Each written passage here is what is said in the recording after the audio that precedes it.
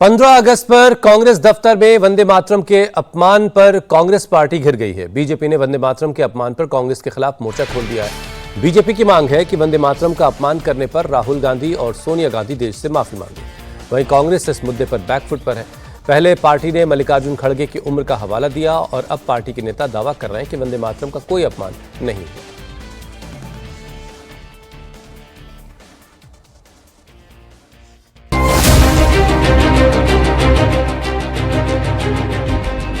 पंद्रह अगस्त पर कांग्रेस दफ्तर में वंदे मातरम का हुआ अपमान।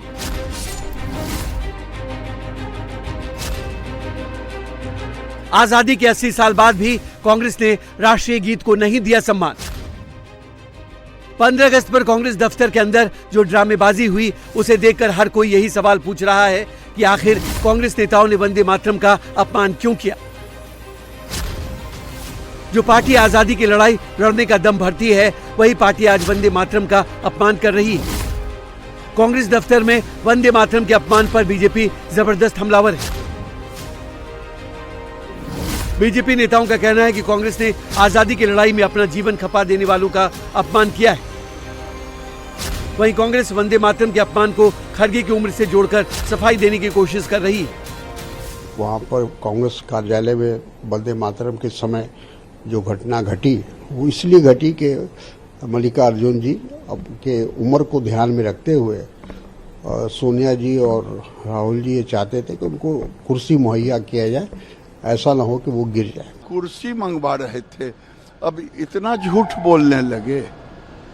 उनके रग रग में भारत को अपमानित करना, जिस वंदे मातरम को गा करके लोगों ने राज सत्ता पाया, अंग्रेजों को भगाया, वो स्वाधीनता का मंत्र, भारत की स्वाधीनता का मंत्र, उसको अपमानित करने का काम किया है। देश कभी माफ नहीं करेगा। खड़गे को कुर्सी देने की दलील किसी के गले नहीं उतर रही, क्योंकि वंदे मातरम के गायन के बाद खड़गे ने झंडा फहराया और फिर करीब 20 मिनट तक खड़े रहकर भाषण दिया। इस दौरान वो बिल्कुल सहज नजर आए। वंदे मातरम के मुद्दे पर जहां बीजेपी देशभक्ति पर कांग्रेस की नीयत पर सवाल उठा रही है, वहीं कांग्रेस पार्टी से मुसलमानों से जोड़कर अपना वोट बैंक साधने में लगी। कांग्रेस दफ्तर में वंदे मातरम को शॉर्ट करना और उस वक्त करना जहां सोनिया गांधी जी, राहुल गांधी जी सब उपस्थित हैं, तो ये बहुत ही दुर्भाग्यपूर्ण है और देश विरोधी है। वंदे मातरम के बिना भारत और भारतीयता की कल्पना नहीं की जा सकती है। तो वंदे मातरम से जिसको गुरेज है, जिसको प्रॉब्लम है, मुझे लगता है कि वो भारत के शहीदों की शहादत का अपमान कर रहा है। ये जरूरी नहीं है कि हर आदमी पे ये कंपलसरी हो कि वो वंदे मातरम पढ़ेगा। वंदे मातरम की इज्जत करना अलहदा चीज है, उसको पढ़ना अलहदा चीज है। भारतीय जनता पार्टी के पास आज पार्लियामेंट के अंदर अक्सरियत है, इसलिए ये कानून उसने सिर्फ मुसलमानों को परेशान करने के लिए, उनके मजहबी जज्बात के साथ खिलवाड़ करने के लिए इसको कानून का दर्जा दिया है। वंदे मातरम के अपमान पर वीएचपी ने भी कांग्रेस के खिलाफ मोर्चा खोल दिया है। वीएचपी प्रवक्ता विनोद बंसल ने आरोप लगाया कि कांग्रेस नेताओं को वंदे मातरम को मिला सम्मान अच्छा नहीं लग रहा है। इतनी बड़ी पार्टी, इतने पुराने लोग और इतना सारा राष्ट्रीय जीवन मूल्यों के साथ में दम्भ भरने वाले कि हमने तो राष्ट्र को आजाद किया था और हमारे लोग वीर गति को प्राप्त हुए थे, ये था वो था, उनको वंदे मातरम तक सहन नहीं हुआ। बड़ी विचित्र विडंबना है कि इस वंदे मातरम के अपमान में सिर्फ पार्टी अध्यक्ष या पार्टी की जो सीपीपी की चेयरपर्सन है सोनिया जी, वो शामिल नहीं थी। साथ ही साथ जो रोजाना एक लाल कलर का वो जो संविधान की कॉपी हाथ में लेकर घूमते हैं, पूरे देश को जोड़ने की बात करते हैं, वो स्वयं भी तो उन्हीं के साथ खड़े हुए नजर आ रहे थे। वो भी तो हिलते डुलते और बातचीत करते नजर आ रहे थे। लाल किले की प्राचीर से माननीय प्रधानमंत्री के नेतृत्व में पूरा वंदे मातरम गाया गया। वंदे मातरम को वो सम्मान दिया जा रहा था। संभवतः लगता है कि वो कांग्रेस को वो सम्मान पसंद नहीं आया, वो उनको खल गया, लेकिन बेहद दुर्भाग्यपूर्ण है। अब इनमें से किसी भी कांग्रेस नेता को राष्ट्र के बारे में, राष्ट्रीयता के बारे में और देश के जीवन मूल्यों के बारे में, भारत माता के बारे में कुछ कहने का अब अधिकार नहीं बचा। कांग्रेस दफ्तर में वंदे मातरम का अपमान हुआ और इसके बाद जिस तरह कांग्रेस ने सफाई दी, इसी सोच पर पीएम मोदी ने लाल किले के प्राचीर से सीधा प्रहार किया। पीएम मोदी ने देश को इसी सोच से बचने को कहा, देश को इस अर्बन नक्सल से मुक्त कराने का संकल्प लिया। वर्षों तक देश की सत्ता में माओवादी सोच के लोग गलियारों में अपनी जगह बना करके बैठे थे। सरकारी कमेटियों में सलाहकार के रूप में भी ये माओवादी सोच ने नीतियों को प्रभावित किया था। मेरे प्यारे देशवासियों, जंगलों में हमें हथियारी नक्सलों का खात्मा बुलाने में, उस संकट से देश को मुक्त कराने में सफलता मिली है। लेकिन हथियारी नक्सल तो गए, लेकिन दिमागी नक्सल मौके की तलाश में है। हिंसा, अराजकता के वो रास्ते खोज रहे हैं, समाज को गलत राह पर घसीटने के लिए भांति भांति के दांव कर रहे हैं।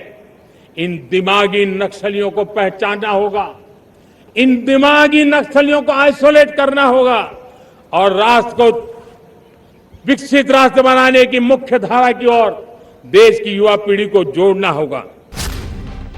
अर्बन नक्सल पर प्रहार करके पीएम मोदी ने साफ संदेश दे दिया कि देश विरोधी ताकतों को देश के खिलाफ काम करने नहीं दिया जाएगा। पीएम मोदी के इस संकल्प में सबसे बड़ी ताकत युवा होंगे। मैं आज लाल किले से घोषणा कर रहा हूं कि हम आने वाले दिनों में सिविल डिफेंस का एक वाइब्रेंट नेटवर्क खड़ा करेंगे। आधुनिक व्यवस्थाओं से उनको परिचित कराएंगे। आधुनिक संकटों से नागरिकों को रक्षा करने की क्या व्यवस्था हो सकती है, एक बहुत बड़ा वॉलेंटरी फोर्स सिविल डिफेंस का आधुनिक चुनौतियों को पार करने वाला हम बनाने वाले हैं। लाल किले से मैं देश के नौजवानों के लिए घोषणा करना चाहता हूं। हमने तय किया है कि आने वाले 1 वर्ष में 1 करोड़ युवाओं को एआई स्किल के लिए ट्रेनिंग देने का हम काम करेंगे। हमारे मध्यम वर्गीय परिवारों के सामने एक बहुत बड़ा बोझ बन चुका है कोचिंग क्लासेस की स्पर्धा। हर माँ बाप को लग रहा है कि कोचिंग क्लास में बच्चे को नहीं भेजा तो हम प्रतिष्ठित परिवार नहीं है। हमने युवाओं के लिए विभिन्न परीक्षाओं की फ्री ऑनलाइन कोचिंग हमने करने का निर्णय किया है।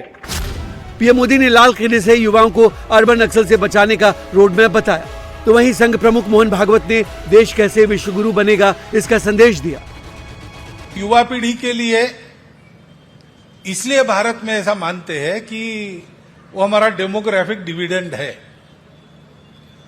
और उसका ठीक से लाभ हुआ देश को तो हम विश्वगुरु बन जाएंगे,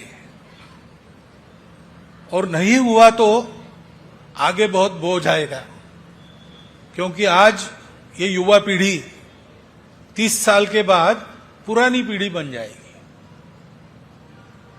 तो आगे चल के इस युवा पीढ़ी के भविष्य के लिए भी जैसे आज के लोगों ने विचार करना है, वैसे युवा पीढ़ी को अपने अगले पीढ़ी के लिए भी विचार करके चलना पड़ेगा।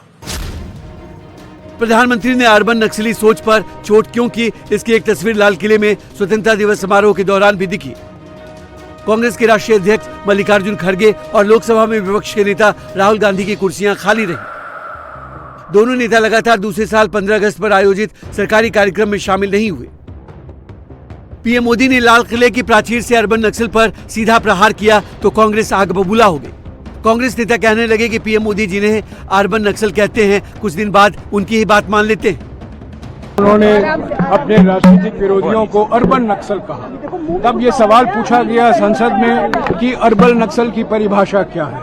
गृह मंत्री से जवाब आता है कि अर्बन नक्सल कोई चीज नहीं है, कोई परिभाषा नहीं है। आज प्रधानमंत्री लाल किले से दिमागी नक्सल की भाषा इस्तेमाल करते हैं अपने राजनीतिक विरोधियों को लेकर। बात यह है, हकीकत यह है कि जो मुद्दा अर्बन नक्सल उठाते हैं, जो प्रधानमंत्री के सोच में अर्बन नक्सल है, जो मांग वो उठाते हैं, वो मांग वो स्वीकार करते हैं। तो पहले गाली दो, अर्बन नक्सल कहो, दिमागी नक्सल कहो, और बाद में जो वो लोग कह रहे हैं अपने राजनीतिक विरोधी, उनको अपनाओ, उनको उनके जो सोच है, उनके जो सलाह है, उनकी जो मांगे हैं, उसको पूरी करो। ये पूरे राजनीतिक भाषण में आज 12 साल के बाद कुछ नई बात नहीं कही। पीएम मोदी ने लोगों से, खासकर युवाओं को अर्बन नक्सल से बचकर रहने की सलाह दी, तो बीजेपी ने उन लोगों पर सीधा निशाना साधा जो देश के विकास विरोधी। वही विपक्षी पार्टियां कह रही हैं कि ये बीजेपी की सोच है, उनका एजेंडा है।